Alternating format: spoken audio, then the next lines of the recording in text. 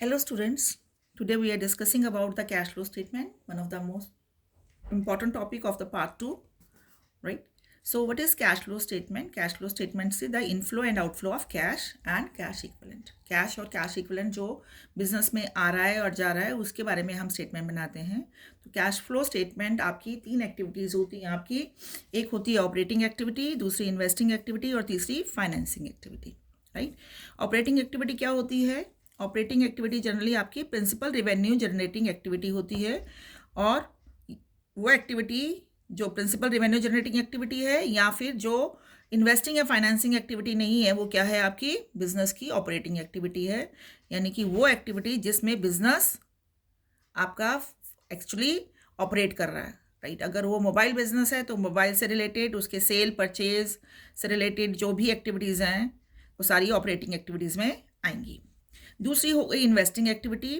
तो बिजनेस दूसरी एक्टिविटी कौन सी करता है? इन्वेस्टिंग. इन्वेस्टिंग क्या हुआ कि बिजनेस को चलाने के लिए कुछ उसको लॉन्ग टर्म एसेट्स या लॉन्ग टर्म इन्वेस्टमेंट्स भी करनी हो सकती हैं. तो वो जो आपकी लॉन्ग टर्म एसेट्स और लॉन्ग टर्म इन्वेस्टमेंट से रिलेटेड एक्विजिशन या डिस्पोजल की जो भी एक्टिविटीज़ हैं वो आपकी क्या होती हैं? Investing activity. बिजनेस ने कोई भी लॉन्ग टर्म एसेट खरीदा है या इन्वेस्टमेंट परचेज की है बिजनेस को ग्रो करने के लिए, बिजनेस को कंटिन्यू करने के लिए और बिजनेस को प्रोसीड करने के लिए, तो आपकी क्या हो गई? वो इन्वेस्टिंग एक्टिविटीज़ हो गई. Then third activity is your financing activity. Financing activity हो गई रिलेट टू मनी, ठीक है? Money and loans.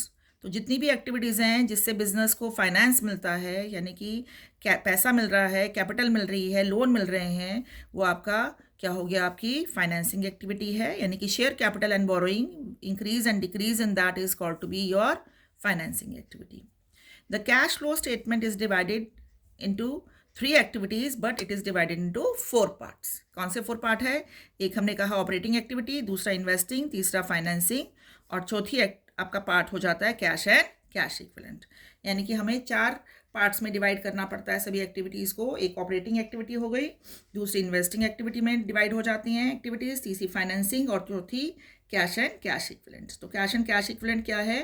Cash and cash equivalent is those is it ready cash or the things which can easily or very fastly converted into cash. तो cash, cash in hand, cash at bank and fix deposits जो है हमारा cash है.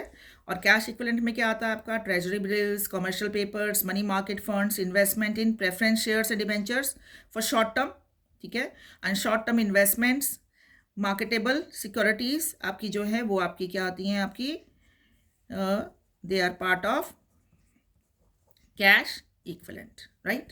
Current investment current assets का part है, वो हमारे cash equivalent का पार्ट नहीं होता. ध्यान रखना, क्योंकि करंट हम ले रहे हैं वर्ड, जब करंट वर्ड यूज हो रहा है करंट इन्वेस्टमेंट के साथ, वो किसका पार्ट हो जाएगा? करंट एसेट का, rather than cash equivalent.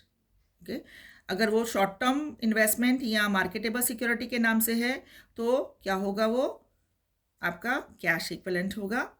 But अगर वो करंट इन्वेस्टमेंट के नाम से है तो वो आ जाएगा करंट एसेट्स, राइट?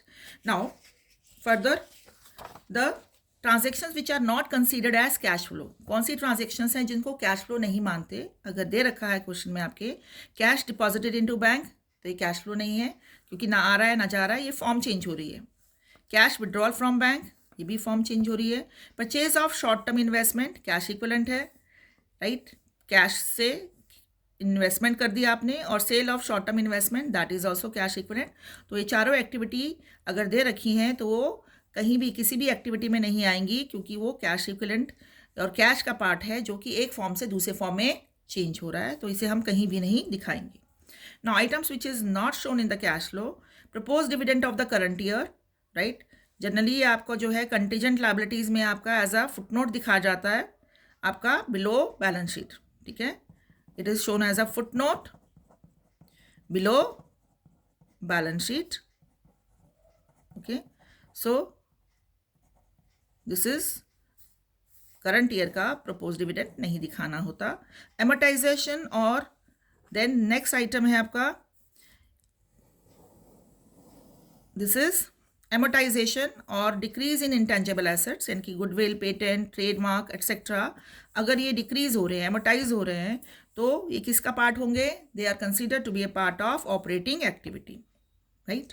वहीं पर इंटेंजिबल एसेट्स आपका जैसे गुडविल है, राइट, पेटेंट है, ट्रेडमार्क वगैरह हैं, अगर वो इंक्रीज हो रहे हैं, यहाँ क्वेश्चन में कहा है कि दे आर परचेज्ड और सोल्ड, परचेज्ड और सोल्ड, तो वो किसका पार्ट होंगे? Then they will become the part of investing activity. तो एक एक्टिविटी ही ऑपरेटिंग भी हो सकती है, इन्वेस्टिंग भी, डिपेंड्स ऑन द कंडीशन। अगर वो एमोटाइज हो रही है, ठीक है, रिटर्न ऑफ हो रहा है, एमोटाइज, यहाँ हम क्या कहते हैं इसको? Writing of, return of. अगर ये चीज़ें रिटर्न ऑफ हो रही हैं आपके इंटेंजिबल एसेट्स, तो वो आपका ऑपरेटिंग एक्टिविटी का हिस्सा होगा, क्योंकि हमने उसे प्रॉफिट एंड लॉस में से माइनस कर दिया, तो आप वापस प्लस करेंगे और क्या होगा? ऑपरेटिंग एक्टिव में एडिड होगा। पर अगर उसे हम परचेज कर रहे हैं तो वो सब्ट्रैक्ट होगा इन्वेस्टिंग में, और अगर सेल हो रहा है तो वो ऐड हो जाएगा आपका सेम इन्वेस्टिंग एक्टिविटी में। ठीक है, थैंक यू स्टूडेंट्स।